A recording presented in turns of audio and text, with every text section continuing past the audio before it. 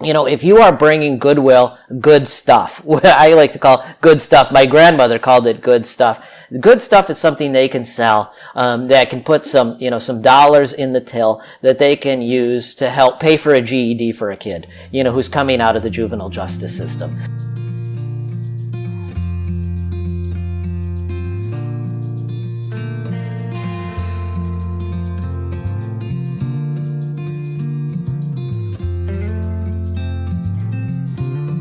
Welcome to Zestful Aging, where I interview thoughtful, inspiring, and influential guests who are changing the way we think about what is possible in our lives, especially as we age. I'm your host, Nicole Christina, psychotherapist and fellow Zestful Ager. And I'd love to hear from you, my listeners. Leave me a comment on zestfulaging.com. Our music is courtesy of Judy Banker, who was a guest on Zestful Aging. Her CD, Buffalo Motel, is out now, and you can find out more about Judy on her website, judybanker.com. Coming up, a special episode for Earth Day. I interview Adam Minter, who's the author of Secondhand. And just before I start talking about this really lively, engaging interview, I just wanted to note that we spoke while he was in his home in Malaysia, and I am still so taken that I can have a conversation with somebody all the way around the world, and it sounds like it's just next door. It just reinforces how much I love podcasting and what a delight it was for me to speak to Adam and get to ask him all the questions, the burning questions about thrifting and if that's actually okay and ethical, and my worries that I'm being an ugly American. But we talk about what happens to our stuff when we don't want it anymore. Now, I expected this book to talk about the environmental consequences of consumption and how we're having these huge landfill problems and sending our stuff overseas, but I was really wrong about that.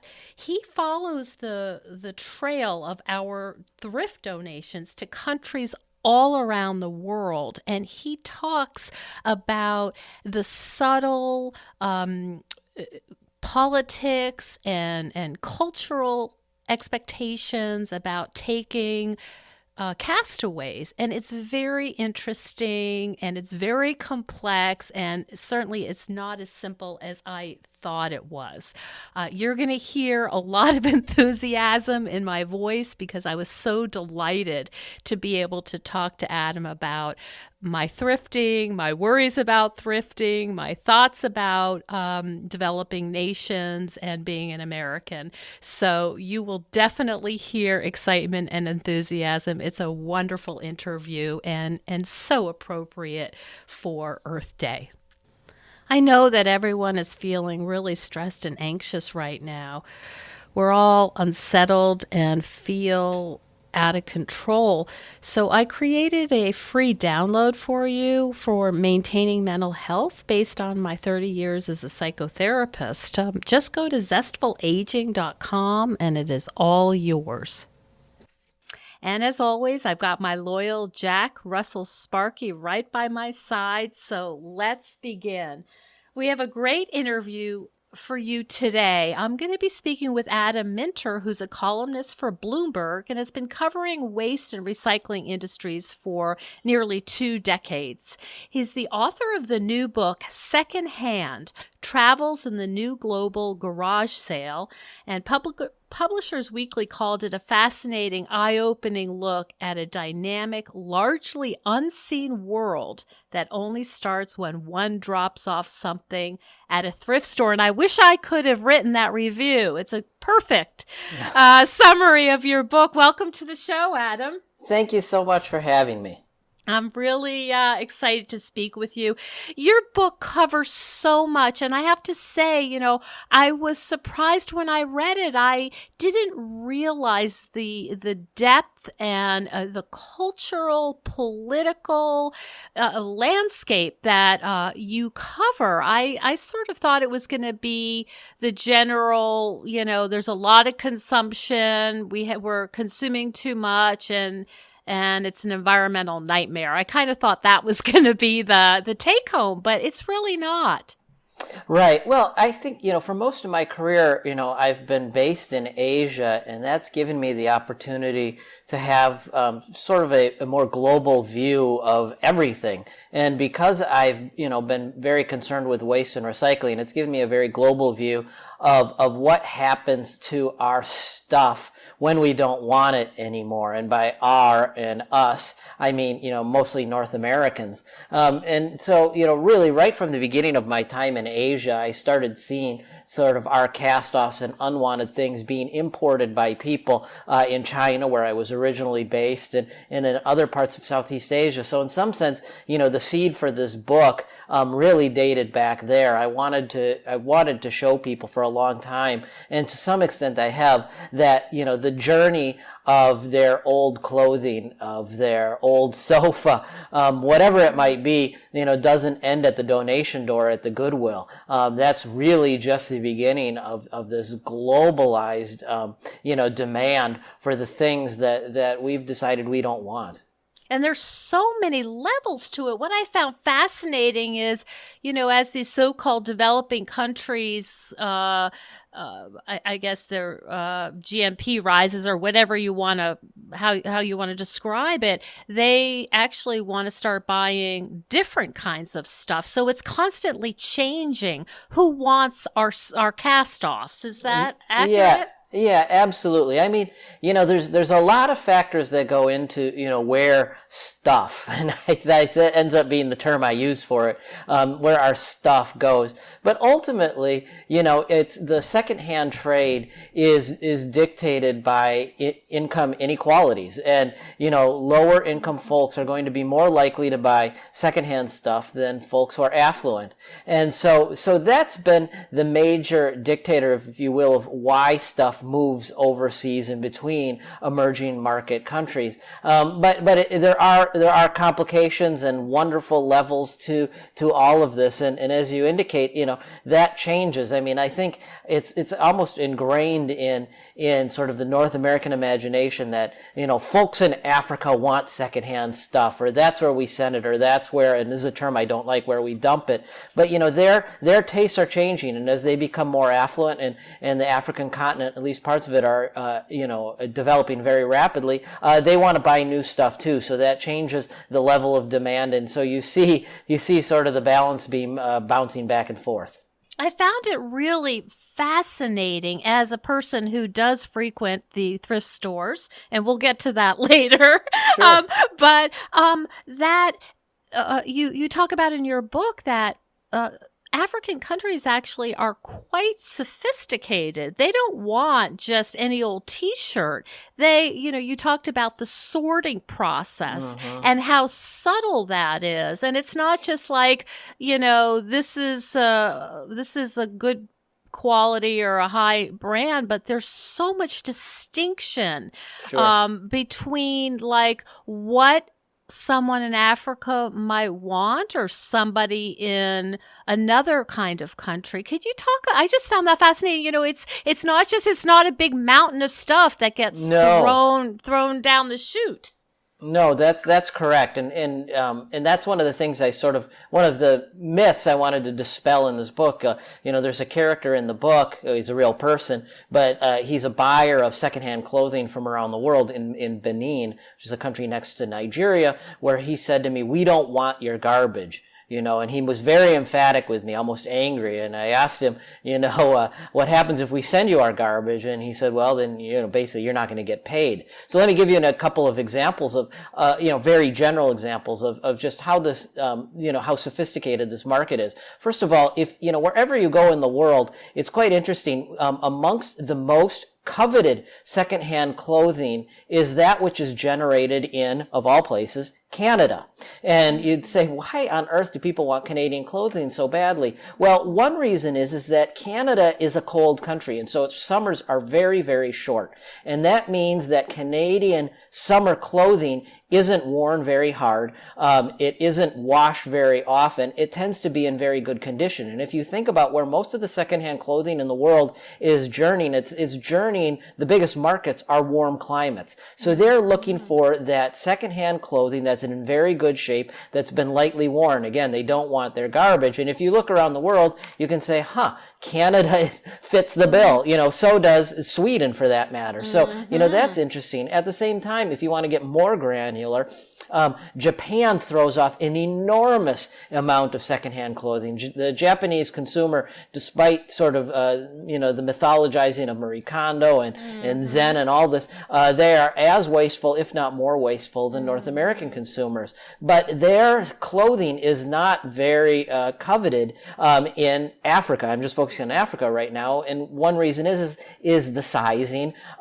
Japanese tend to be, more diminutive, and so the sizes don't work very well. And the second reason is that Japanese fashion is quite distinctive, and the African consumer, secondhand consumer, tends to like more of a European or North American look. So Japanese secondhand clothes tends to travel to places in Southeast Asia like Myanmar or Malaysia, where there's just more of that taste. And then you can start getting even more granular from that point. People want these kinds of colors. They want these kinds of garments. Baby clothes do very, very well in different parts of Africa and not other parts of Africa. So, it really does get down to those kinds of levels. Yeah. That's fascinating to me. And you talk a lot. Of course, the theme of your books is consumption. Correct. And I'm wondering about what you've learned about the need or the desire for humans to be constantly on kind of the prowl for something new, the next thing. Do you have a sense of the psychology? Of course, you're talking to a psychotherapist, right? So I'm kind of really fascinated by the human psyche. Yeah. And what is it about humans that we are constantly in consumption mode, one way or the other? Well, it's such a wonderful question, and I have to admit that it's not something that I had given much thought to until I started this book. And the starting point of this book really was the passing of my mother. And it was left to my sister and I to clean up her home. And it was a very small home, but there were a lot of things in that home that we had to find a home for, whether it's at a Goodwill or give it away to another relative or take it ourselves. And initially, it's pretty easy. I can say, I want, my sister said, I want mom's jewelry. I wanted some of these books. But you reach a point in any of these cleanouts, and I think anyone listening to this podcast has been through this or has worried about going through this or knows somebody who goes through it. You reach a point during the cleanout where you say, here's this thing, here are these things that meant a lot to my mother, that meant a lot to my relative, my loved one, my friend, but they don't mean that much to me. And so what am I supposed to do with them?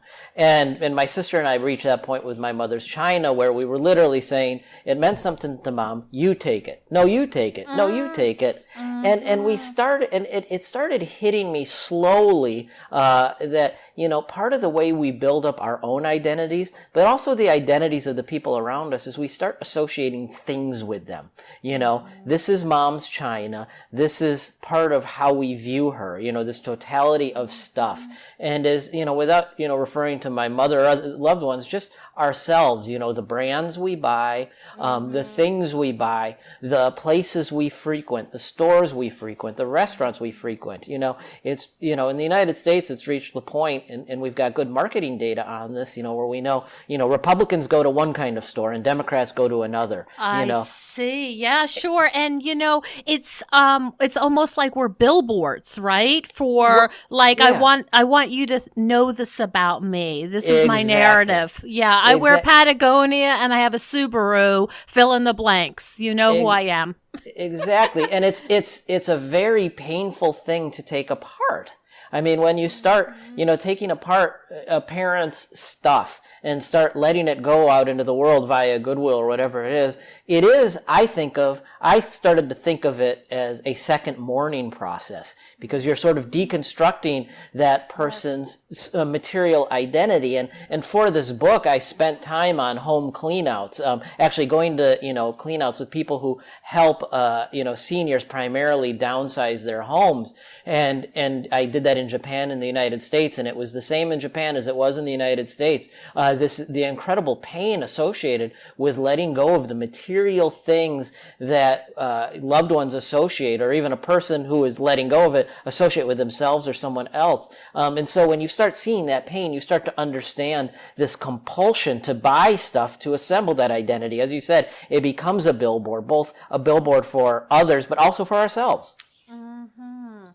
Oh, that's so fascinating. And I wonder about how it's changed since the industrial age. Well, I think that's a very deep question. And I think it's accelerated considerably over the last 75 years in, developed economies in Europe and the United States. And part of it is that the traditional markers of identity, the things that, we used to the billboards we used to put out there, whether it be, religion, it would be place. I mean, it used to be that people didn't travel that much, so we had much stronger associations with place, with high schools, social organizations, families. Families are different now. They're smaller, at least in developed countries, and so they're, you certainly can identify with your small family or, small partnership, but you don't have these extended families that, again, gave powerful identities. And so I think, there is this deep compulsion in people to say, I belong to X, and I want you to know it, and I want to know it. And so in the breakdown of these traditional social bonds over the last 75 years, and it happens, I think, in every consumer economy, we start building up new identities based upon acquisition. That's fascinating. Do you see this swinging anytime soon? I mean, do you see people saying, you know what, I've got the brand name this, I've got 5 labels on my clothes, I've got that, all the stuff, the watch, whatever it is, and it's not as fulfilling as Right. I thought it was. What's your sense of if there's a way out of this consumption? I've thought a lot about that. And even, as I was writing the book, I was somewhat pessimistic, and then it hit me one day when I wrote the book, and this book was a journey for me. I think people believe when an author starts a book, they've got it all figured out, and that's oftentimes not the case. Certainly not for me. The writing process for me is also a deciding process, and for my wife and I, this book was a deciding and process and a journey, and we started consuming less the more I reported this book. And my wife accompanied me for a lot of the reporting around the world, and she would see the things I saw, and we just sort of we found ourselves starting to let go.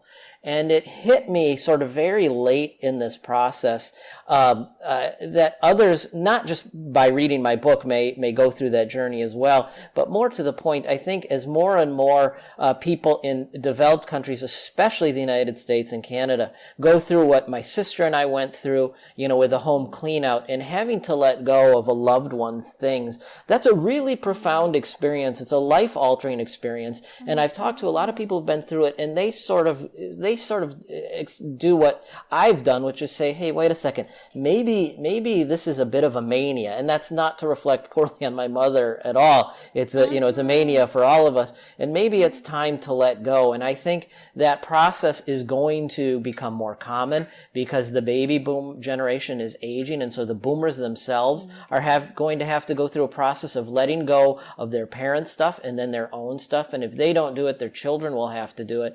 And I think there will be I don't know. I'm not predicting a vast social movement, but I do think that you're going to see, an increasing reckoning as this becomes more and more of a factor for the baby boomers. In the way that the baby boomers have influenced so much of, American and global culture, I think they're going to ultimately have an influence on material culture too, because there is going to be a reckoning of what to do with the identities built up with their stuff.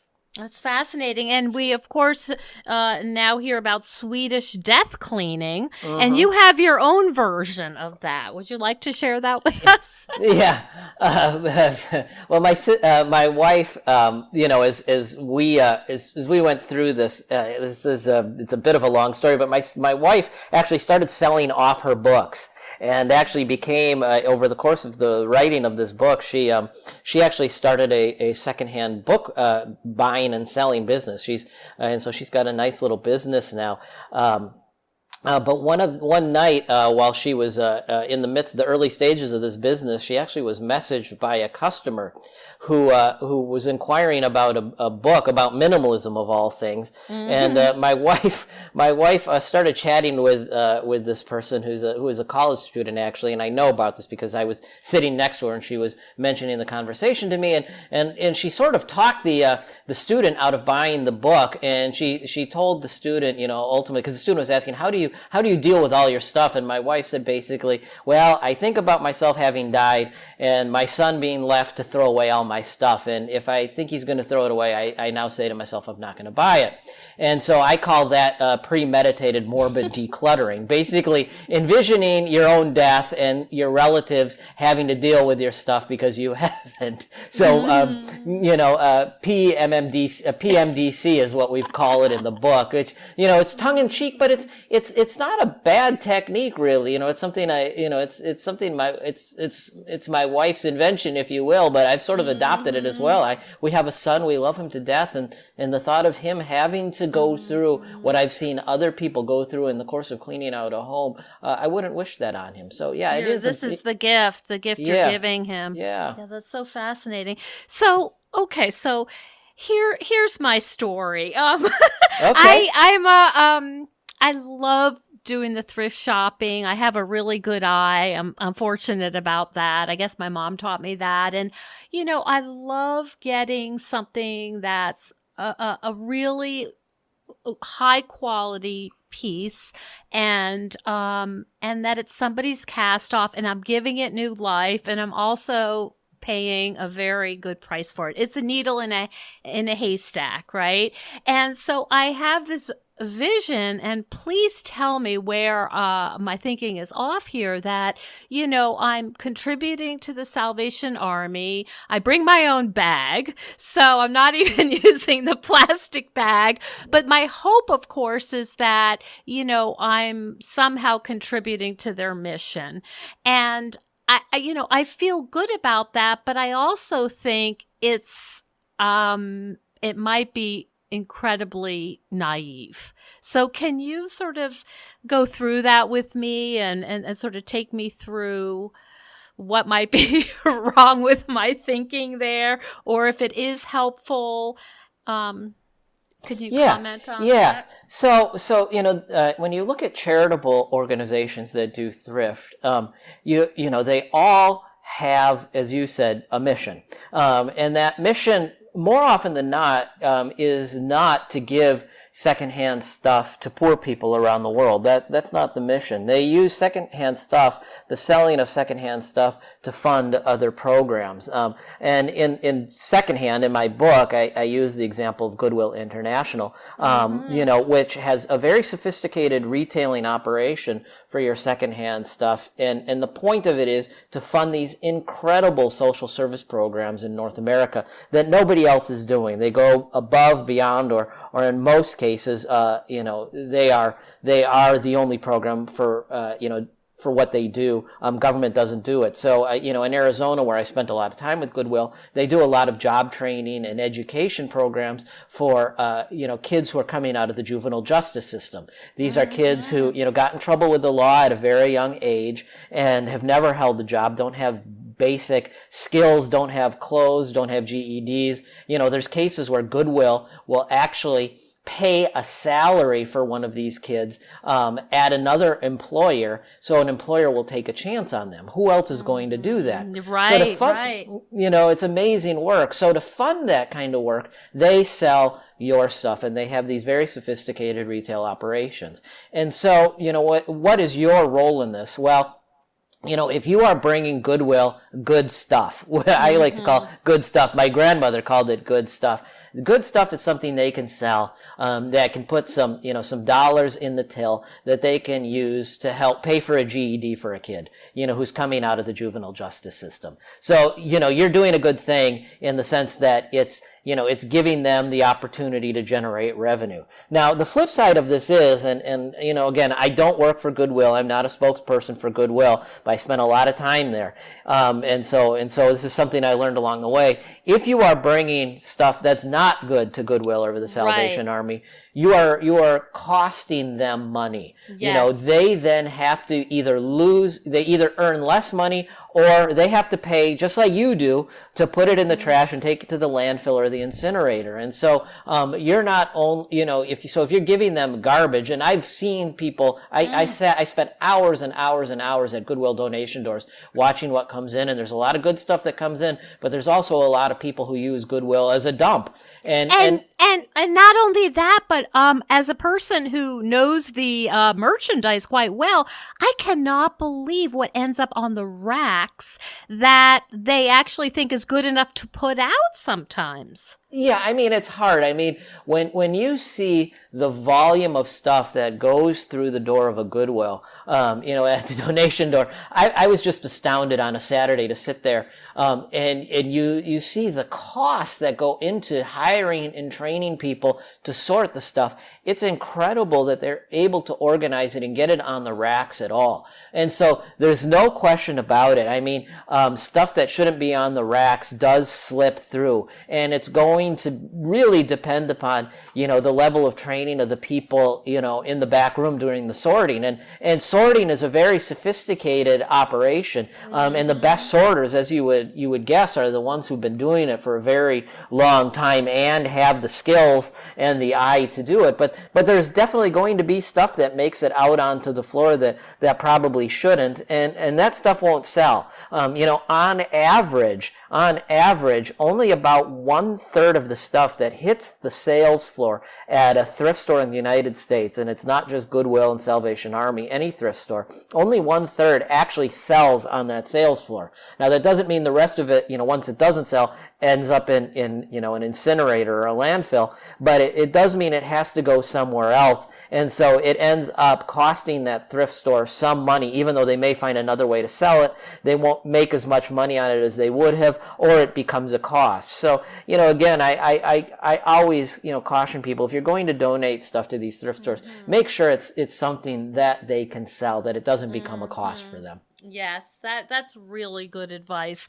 Now, in terms of a middle-class woman going in there looking for high-end, stuff, is that being an ugly American in a sense? Is it taking advantage of a system that is really there for people with less income? I guess that's what I grapple with.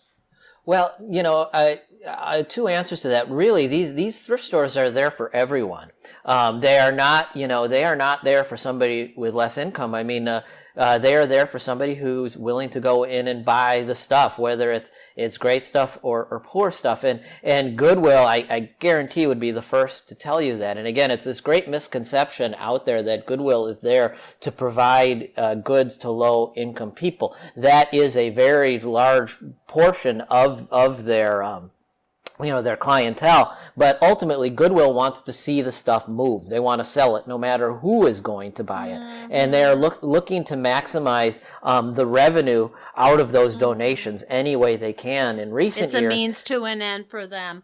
Yes, absolutely. And so there's absolutely no reason you should feel bad about that. In fact, if you're going to Goodwill and looking for expensive stuff, brands that, whatever it is, first of all, join the club. There's lots of people doing that and going into I see them.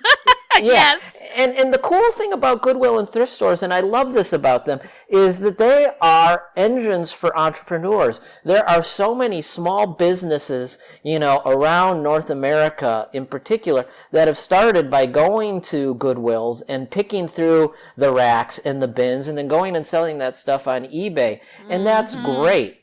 Because it's two things. One, it's people starting a secondhand business, and I think that's cool. Two, I mean, if people are going into Goodwill and diving into the stuff and going through it more carefully than the sorters are capable of doing because there's so much, that means that secondhand stuff is more likely to be sold. And so that's super cool. The other thing to remember is Goodwill itself wants to see some of that really good stuff selling at a higher price point. And they actually make a point increasingly at various Goodwill federations around North America of pulling the good stuff out of the really good stuff, the brands, the more expensive stuff out of the racks and actually putting it online. They have a online site called Shop Goodwill. And so, and some of the stuff that goes on Shop Goodwill, I mean, it's expensive, it's no different than eBay. So no, you shouldn't feel bad about that. I mean, anytime you are buying from Goodwill, you are helping, or the Salvation Army, whoever it is, you are helping them further their mission. Well, that is very good to hear. And I totally get it about, you don't use it as a garbage dump. You use it when you have, stuff that you're no longer using but has value. Right. Let's take a minute to thank our sponsor, Copper Compression, for supporting the Zestful Aging podcast. Copper Compression was in the news recently when they donated their entire stock of 18,000 masks to New York and New Jersey hospitals. Thank you so much for that. We're happy to work with a brand that has its values in the right place. Copper Compression offers a full range of copper-infused wellness products like braces, gloves, and sleeves that provide targeted relief and the support you need through your active recovery. They have the highest copper content on the market, guaranteed. Copper-infused fabric is really an amazing material. It has antimicrobial and anti-odor properties, and it helps increase blood flow.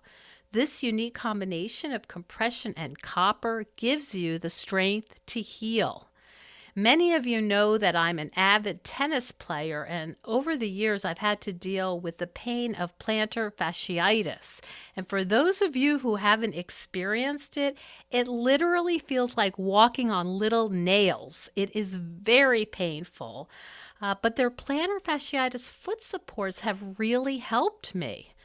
They're also offering a generous 30% off on your first order just for Zestful Aging listeners. So go to coppercompression.com/Zestful Aging, or you can just use the promo code Zestful Aging at checkout for your discount. Again, a big thanks to Copper Compression for their support. Now, speaking of value, let's talk about the decline in overall quality of stuff. I also found that to be fascinating. It really resonated. And can you talk a little bit about what you've seen about this? Sure. Yeah. Sure. Well, I mean, again, let's start at Goodwill and the sorters. And the sorters are an amazing resource. And it was a real pleasure for me to spend time just in the sorting rooms at Goodwill talking to people about what they see flowing through the doors. And one theme that came up repeatedly every day in the Goodwill, in the textile sorting areas, is people telling me, the sorters telling me, the stuff is getting poorer. The thread counts are getting fewer. The quality of the fabrics is starting to fray. And it's changed rapidly, especially over the last 18 to 24 months. And, I'm not going to name any brands. I don't want to put a black mark on any brands in particular, but I would sit in there. I'd literally sit on a stool and a sorter would hold up a garment for me and say, 18 months ago, 24 months ago, we would get this brand and it's something we could put on the rack and sell for $3.99. Now we consider a $1.99 brand. Some, the consumers know it's not going to last in a wash. And so it's just falling apart. Or it's something that we're going to go and throw in a bin that's destined to be made into rags or stuffing. And this is a theme that doesn't just happen in Goodwills in North America. I mean, if you go to Africa and you go to the secondhand markets there, you'll hear the same thing. And it's not just clothing they're talking about either. Is the overall quality of the stuff is declining rapidly. And it's what's frightening about this is that it's making the secondhand stuff less attractive, and it's making the new stuff more attractive, because the new stuff, manufacturers, especially in South Asia, Southeast Asia, China, have become very adept at making, stuff very cheaply. The price points are converging, and in many cases, you'll see the new stuff now competing with the secondhand. Mm-hmm. Yes, I've seen that, especially at the Walmarts and the Targets. Yeah, exactly. Exactly. I mean, for this book, one of the Goodwills I spent the most time in Arizona, in Tucson, was right across the street from a Goodwill. And the manager, Kathy, of that store told me that she is constantly, monitoring what's happening in that Walmart, because that Walmart, is her competition. And it's because the stuff is so cheap there. And it's, I don't have any grudge against Walmart. Somebody who shops at Walmart has their reasons for shopping at Walmart. The stuff is very cheap, but the quality, in many cases, and I wouldn't say in all cases, but in many cases, isn't very good. But what you see happening then is people opting to buy, that cheaper Walmart garment, if we're just going to talk about garments, over a better quality secondhand garment at Goodwill that's priced at or near or less than that Walmart garment. And so that's a very big shift, not just in the secondhand market, but just how people look at, price, value, and the stuff they want and can afford, and why they buy it in general. And there's certainly a stigma for some people in buying used, right? I know I'm stating the obvious here, but most people, I think, would rather go to Walmart and buy the new stuff and have the new stuff smell than go to a thrifty shopper. Yeah, I like new stuff. I'm human. We all right. We all like our new stuff. And I think that's a very human compulsion. I mean, shifting back to emerging markets, in Malaysia, where I live, or in West Africa, where I've done a lot of reporting, I mean, you do see people, when they get that opportunity to buy new, when they reach the income level to buy new, that's what they want to do, Instead of using that secondhand phone, they want the new phone. They want the latest iPhone, or whatever, or the latest Samsung, whatever it may be. So yeah, I mean, it's a very human desire. And it's one that I think, it's interesting. We sort of depend consciously or unconsciously for, these emerging markets to buy all of this secondhand stuff. And that's great. And they have, and they will. But as they become more affluent, they will buy less of it. And that will then raise the question of what happens to it all. I have to ask you about the rag makers, because I had never heard of such a thing. And I guess I think I have a fairly large fund of knowledge, but I never knew about the sort of the precision that goes into making good rags, and that rags are like, you describe it like the backbone of civilization. Yeah, so this was one of the things I badly wanted to do with this book, because I'd known about it for a long time, and I wondered how extensive it was. The rag making industry. So, every industry needs rags. If you think of bars and restaurants, they need rags to wipe down their countertops. If you think about car washes, they need rags to wipe down your windshield. If you think about oil and gas companies, they need rags to wipe down, drips and leaks on their pipelines. It goes on and on. Hospitals need rags to wipe down everything. And so you then have to ask yourself, where do these rags come from? Well, there are synthetic rags, made from, plastics and various fibers. But in general, rags in the course of human industrial history, which extends past the Industrial Revolution, have used old garments, old bed sheets, old hospital smocks, and cut them up with, scissors at home and use them to wipe things down until they wouldn't wipe anymore. The trade of rags and old clothing to make them into rags, we have records of it dating back to the medieval period. But it really accelerated. After the Industrial Revolution, when suddenly there was a lot more clothing around and the value of clothing declined. I mean, when people were making all their own clothing at home, that clothing was worth a lot of money. But suddenly when you start buying store-bought clothing, 200 years ago, it starts declining in value. And so as it declines, there's more and more clothing, and people have all this excess clothing, and you began to have tradesmen and tradeswomen who would buy these rags, take them to rag cutting operations, which might be someone's living room with a bunch of scissors in it, but it became much more industrial where the clothes would be cut up. And this would expanded as people had more and more store-bought clothing until the early 20th century, where it was a major U.S. industry. There were dozens and dozens of factories, and it was a major UK industry where people would take old clothes, cut them up, and sell them to industrial facilities all over the United States and the world. And this industry has continued. There are rag makers all over the world, not just in the United States. A major rag making center is India, where they will take old clothes, cut them up. And, as I say in the book, a rag is a tool. No rag is the same. There's no demand the same. For example, if you have a cotton t-shirt that's been washed a lot of times will absorb very nicely. And that can be used by anyone, a bar, a restaurant, a hospital, an auto garage, an oil and gas company. But if you have a polyester cotton blend t-shirt, that becomes more problematic because polyester, as we all know, picks up static electricity. So if you're somewhere where there's the risk of an explosion like an oil and gas company, you don't want to be wiping down the pipeline with a polyester t-shirt because you might spark something. So while you're on your cell phone, no. Yeah, exactly. So it's this incredibly complex industry that makes billions and billions of rags, and it's the final resting place for a lot of our clothing, and it has been for hundreds of years, if not longer. It's fascinating. Now, another thing that was completely mind-blowing to me is you talked about shoddy.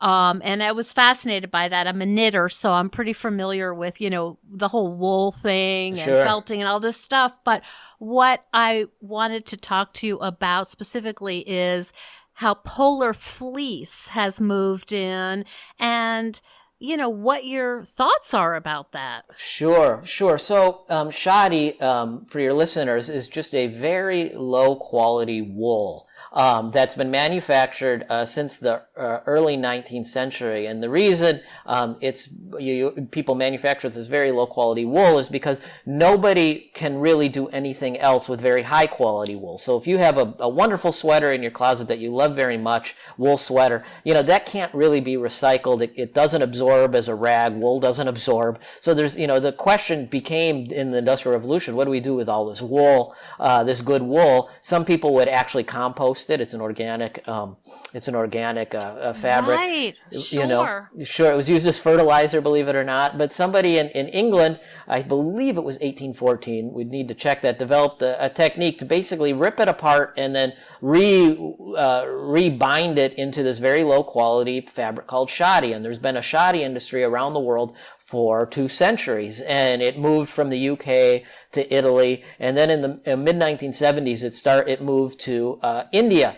And so for the last 50 years, really, most of the world's unwanted wool clothes would actually move to this town in India called Panipat, which is about an hour-and-a-half drive north of Delhi, where they would they'd use machines to do it, rip up the wool garments and turn it into very low-quality blankets called relief And blankets. ugly. And they're ugly. They're ugly. They smell musty, but they were perfect for one use. And that use is as a relief blanket. And a relief blanket is the wool blanket that gets donated in the midst of an earthquake, a flood. It's what the Red Cross would bring in, all these relief agencies, the UN High Commission for Refugees, and they would buy hundreds of thousands and millions of these at a time from Panapat. And so it was a great system. It meant your old sweater would ultimately end up as a relief blanket somewhere, so it would get some use out of it, at least some final use. Well, the thing that's happened in the last 10, 15 years is that the shoddy relief blanket has gotten competition from polar fleece. And the Chinese, in particular, developed technology to make very, very cheap polar fleece blankets, which work even better in a relief operation because they are very lightweight, and they are almost price competitive with shoddy blankets. And so what that's done is it's basically gutted Panapat's shoddy industry. So now, instead of making all these relief blankets for the Red Cross, Panapat's shoddy makers have basically, the ones who remain, who haven't gone out of business, those who remain have transitioned into making polar fleece. And so that's bad all around from a sustainability perspective, because polar fleece is polyester, it's plastic, and there really is no way of recycling that stuff. Once that polar fleece blanket is done as a polar fleece blanket, that's pretty much it. It's headed to an incinerator where it maybe will generate some energy as it's burnt, or a landfill. So you see, this pursuit of convenience and better quality too, because a fleece blanket. If I'm in a earthquake, I want a polar fleece blanket. I don't want a shoddy one. But you've seen this, this pressure put on the secondhand industries, and it's very troubling. Mm-hmm. My understanding, correct me if I'm wrong, is polar fleece also sheds particles of plastic into the water. Yeah, it does. Different polar fleece is of different quality, and so some will not. I mean, there's, like anything in the world today, there's gradients of quality, but the cheaper polar fleece will shed fragments, absolutely. And so that becomes an immediate air pollution problem. People talk about the water side of it, but I don't want my 5-year-old breathing in those microparticles either. So yeah, it becomes an issue. Mm-hmm. Mm. So, one of the takeaways of your book is really, I think, to look for quality and use your stuff as long as you can. And that might mean it's more expensive in the beginning. It's more of an investment, but that you have to divide it out over its lifespan.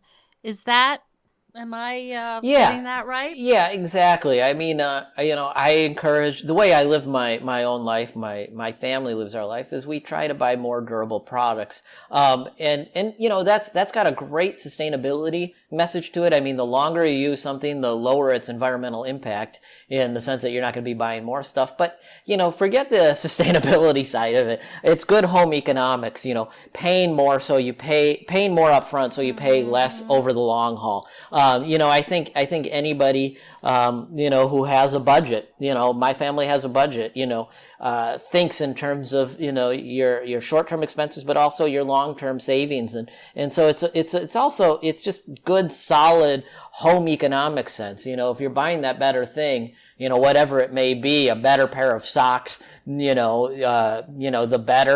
better phone, if you will. You may be paying more up front, but long term you're going to be spending less. And so that's good home economics, it's good sustainability, and ultimately it means that, when my son has to, or even my wife and I, when we decide to clean out, what stuff we have in our home, it's going to be easier for us to find homes for it because it's good stuff. Not all of it will be, and again, I don't want anybody to think we're living in a home full of the finest antiques, because we're not. But it means that it should be easier for our home to sort of go into the flow of the secondhand economy than if it's stocked with very low quality products. You're not shopping at IKEA. No, I got that pretty clearly. Yeah. I mean, IKEA, is an interesting example of sort of the problems that we face as a consumer society. The IKEA bookshelf, the famous one, the Billy bookshelf, which by some accounts is the most purchased piece of furniture in global history. Everybody buys it. Everybody knows what it is. It's a great cheap bookshelf. You assemble it at home. The problem with the Billy bookshelf is moving it. Has anybody's ever tried to move one of those? Well, no, it shatters. It breaks. You put it in the back of the moving truck, the pickup truck, whatever it is. By the time you get to your destination, it's cracked. Those studs are starting to pop through. It's not meant to last. It's essentially disposable furniture. I don't want to pick on IKEA, but I'll pick on IKEA. I mean, people get really worked up about plastic bags and plastic straws. That's fine. The impact of those Billy bookshelves, I guarantee you, is much larger. A Billy bookshelf is a lot of plastic straws. You know what I mean?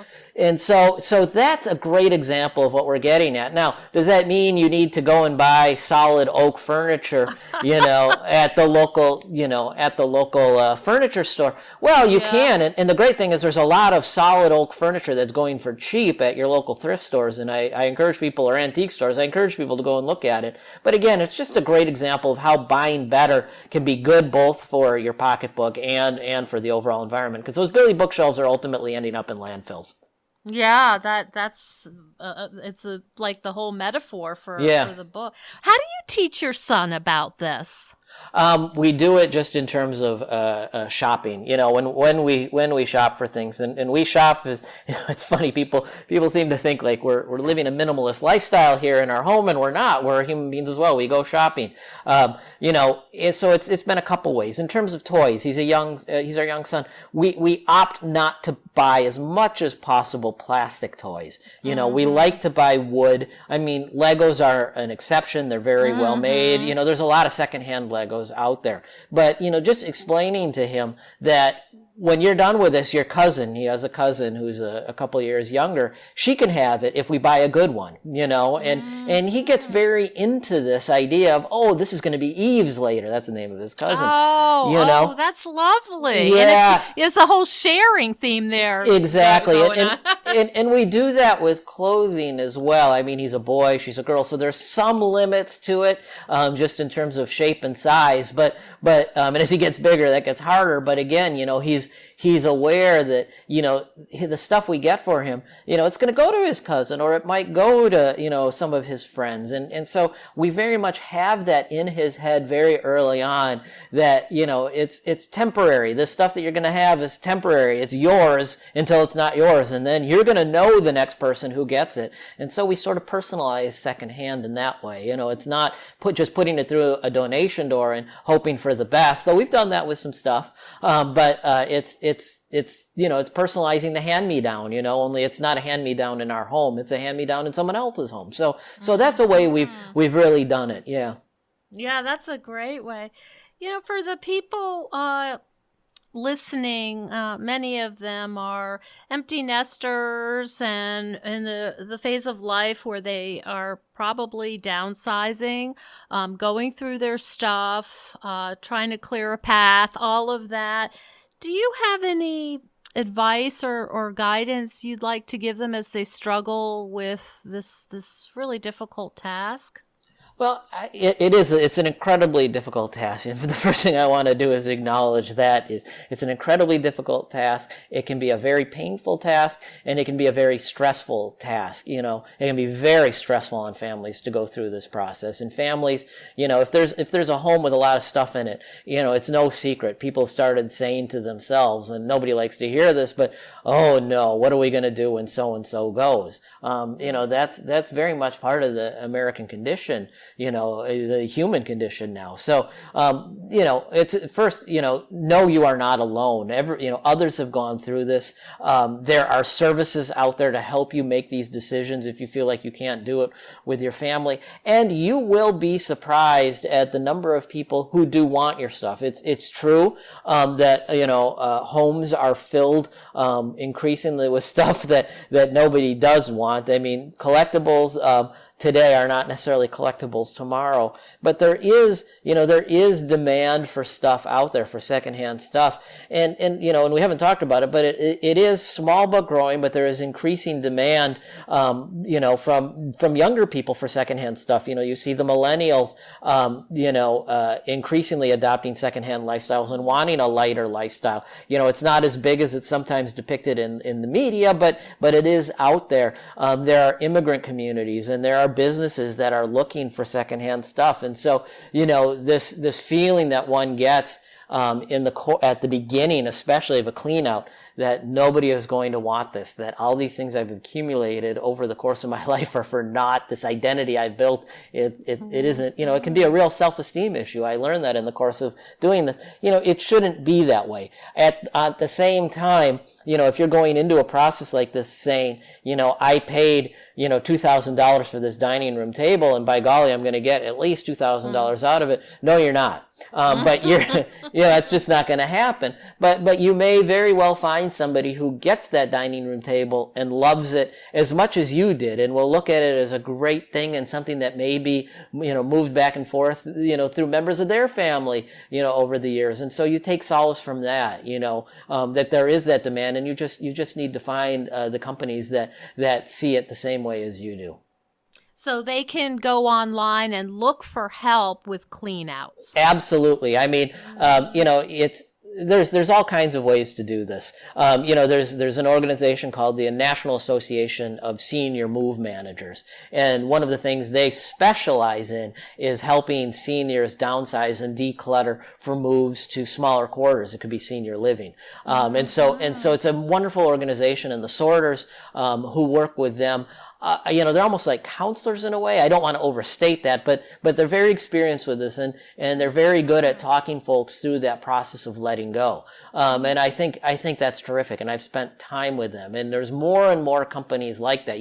I recommend companies associated with the National Association of Senior Move Managers just because they're credentialed in a sense. But, call around. You would be surprised at the number of companies out there who do this and who know how to sit. Maybe it's not you. Maybe it's your elderly parents who need somebody who's not a child to sit with them and do this, because these kinds of cleanouts can generate real family conflict as well. I've seen it, and so sometimes it's better to have an outside third party saying, look, Doris, you don't need the 3 sets of china, and it's easier for a third party to say that than a daughter to say that. You know what I mean? Yes, I can see that. So that's a really good thing. And if you reach a point where you're like, what, I just need somebody to take this stuff and find the value in it, and I don't want to look at it anymore. There are the, 1-800, got junk trucks, and they'll come in and they'll take everything, and it will be fairly unsentimental, but they'll help you do it. So there's whole gradients of people who can help with this kind of thing. And really, the beauty of the internet is you can go online and find every kind. Mm-hmm. Yeah, I think that's really helpful for people to know, because it can, especially if they're only children, to be sort of saddled with this and the guilt, and there's so many feelings, emotions, and you're grieving. So, it's just a lot to ask. Well, I really appreciate you talking to us about this fascinating book. I truly enjoyed it. Do you know what's coming up next for you in terms of a project? I don't know yet. It's you finish a book and the first question you get is, what's the next one? Right. And that's total. It's fair game. I totally get it. Yeah. But one thing I promised my wife we would wait till the middle of this year before we start contemplating the next one, and so I'm trying to hold true to that. So we'll see. Good. Excellent. Thank you so much, Adam. It's a wonderful book. I hope people take a look at it. It's Secondhand Travels in the New Global Garage Sale. And what's the best place to find out more about you? You can just Google my name. You'll find whatever I've been writing most recently. I write columns for Bloomberg as well. You'll see links to the book and all kinds of interviews. You can follow me on social media. I'm fairly active on Twitter and Facebook as well, so that'll give you a sense of what I'm reading and what I find interesting out there at the moment. That's great. Thank you again. It was really interesting. Thank you. I hope you enjoyed my interview with Adam. I'm sure you heard the enthusiasm in both of our voices. I have to admit, I was talking about one of my favorite subjects, and that was thrifting. So I felt like I had a Q&A of, with the person who is most expert in the world of thrifting. One of the most interesting parts of the interview for me was talking about how our identities are wrapped up with the products that we buy and wear. I mean, I'm sure that people have seen all of the sweatshirts and t-shirts and hats.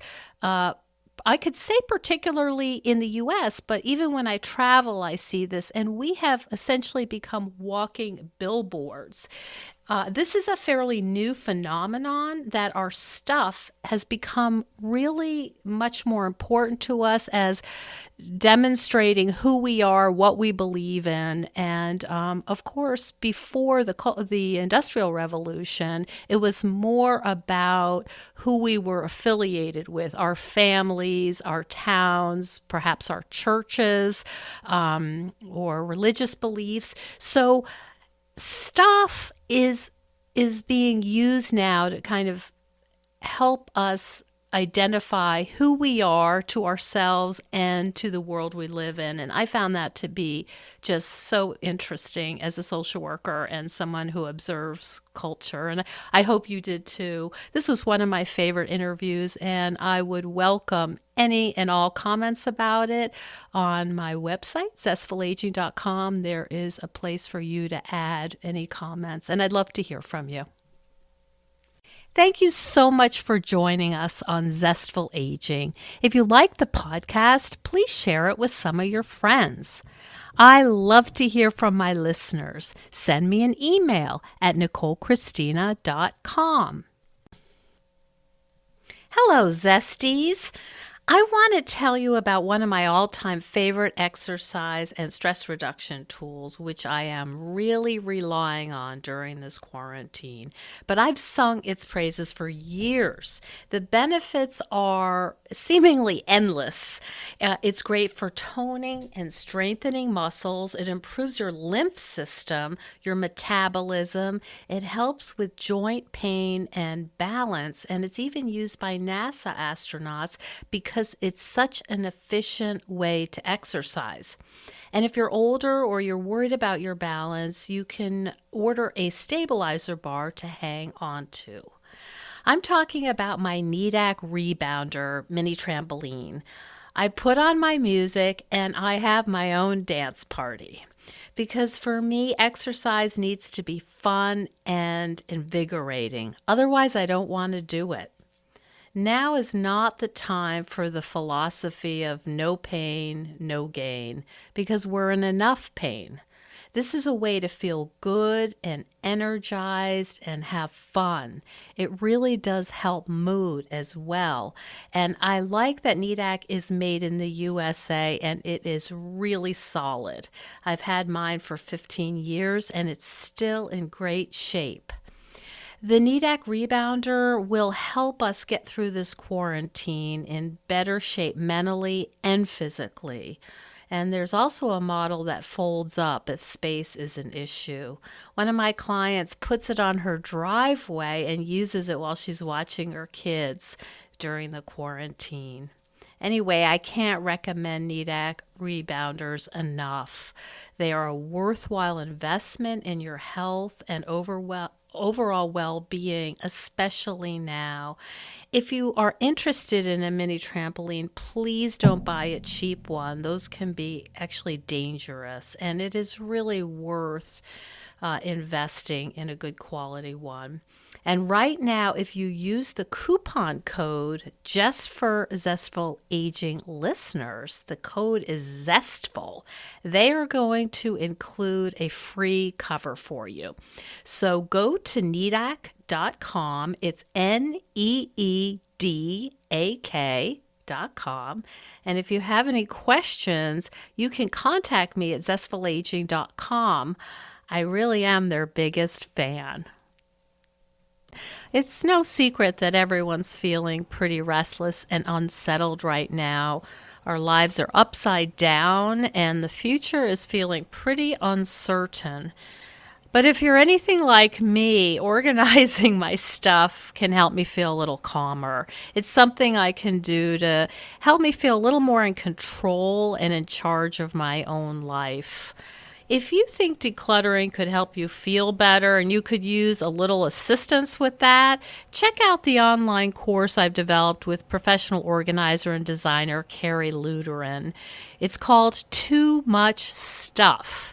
And Too Much Stuff is different from other courses or articles or guidance you may have used up. We give you clear steps to deal with the clutter and the tools to help you face the overwhelming feelings and the emotions that come up when we're going through our clutter. And a lot of those emotions are just feeling anxious or guilty or just basically flooded with a lot of different confusing feelings.